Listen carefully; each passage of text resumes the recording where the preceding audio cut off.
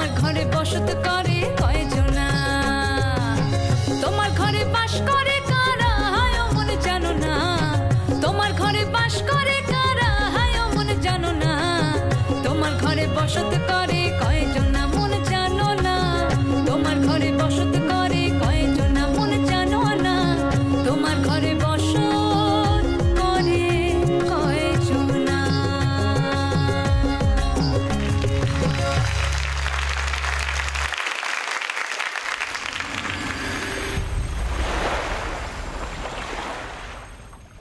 ও আহিদা, আহিদা, ও আহিদা, বলছি মল্লারদের কি হয়েছে বলো তো? বারবার বলছে যে শরৎ সঙ্গীত সম্মেলনে নাকি যোগ দেবে না। হ্যাঁ, ভয় পাচ্ছে মনে হয়। দাদা ভাই, তুমি একটু কথা বলো না।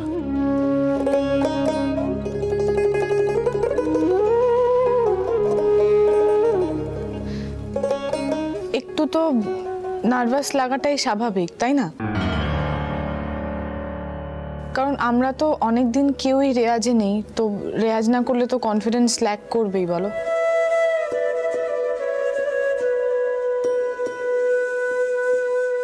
আরে বাবা, রেওয়াজে তো বসতে হবে না আত্মবিশ্বাসটা পেতে গেলে।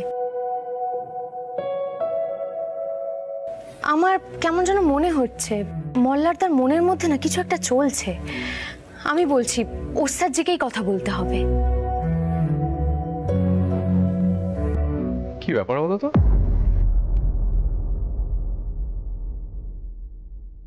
নিশ্চয়ই আমাকে নিয়ে আলোচনা হচ্ছে না?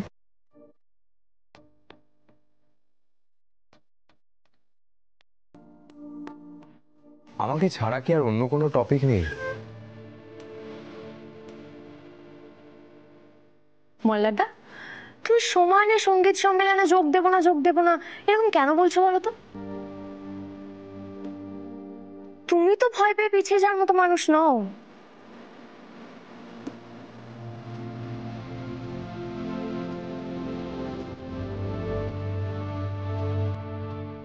কি করে বোঝাই?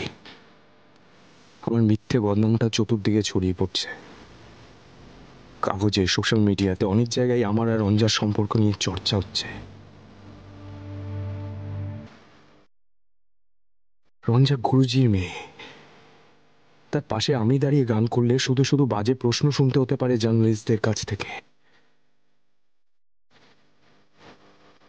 কি গো, মুখটা এরকম বন্ধ করে রেখেছো কেন? কি ভাবছো? এত কিছু বলো।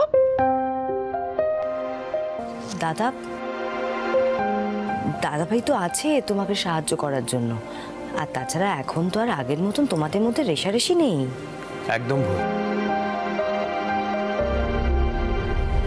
আমরা গানের জগতে এখনো কম্পিটিটর। আমরা যেন কোনোদিনও কেউ এক ফোঁটা জমি না ছাড়ে।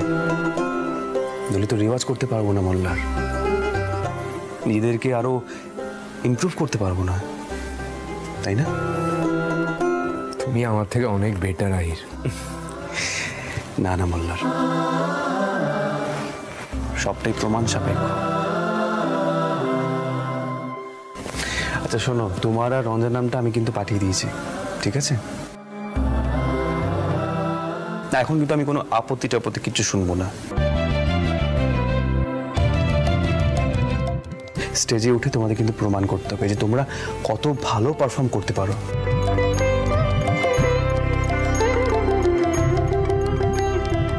আমি চাই চারিদিকে তোমাদের দুজনের জয় জয়কার হোক।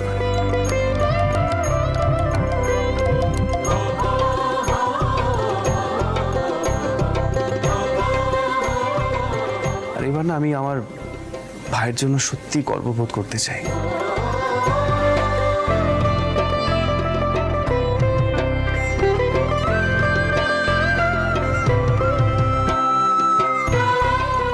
মল্লার, তো অনেক ঝড়ঝাপটা কাটিয়ে এসেছ।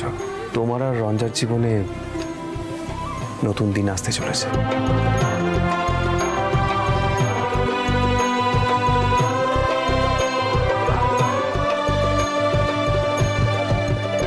দেখো কি হয়।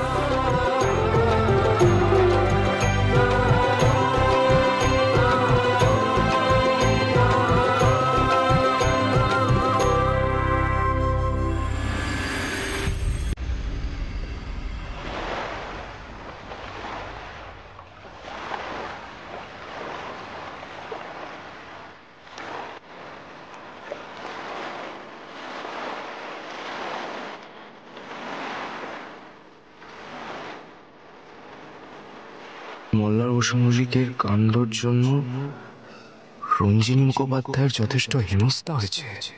সম্মান তো গেছেই, গানের জগতে তার উজ্জ্বল ভবিষ্যৎ নষ্ট হতে চলেছে।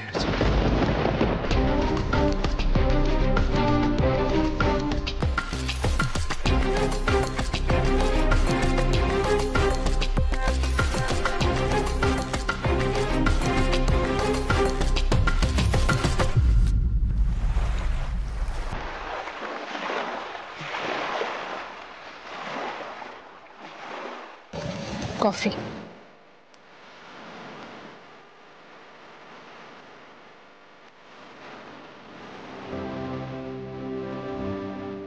মল্লার, তোমার কি হয়েছে বলো তো?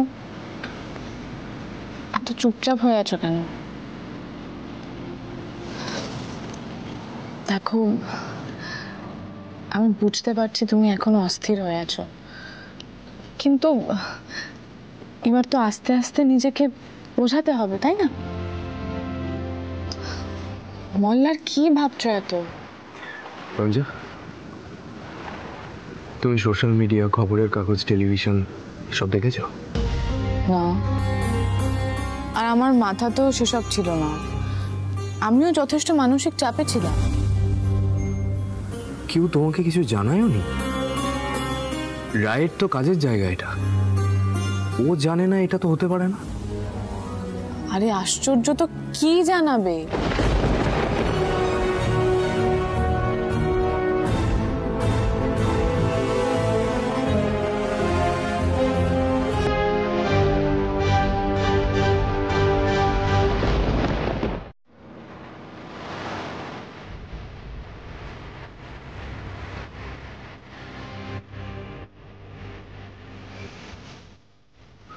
রঞ্জা, চতুর্দিকে তোমার আর আমার সম্পর্ক নিয়ে লেখালেখি হচ্ছে। লেখালেখি? কিসের লেখালেখি? মানে আমরা আবার কি করলাম? লেখালেখির কারণটা কি?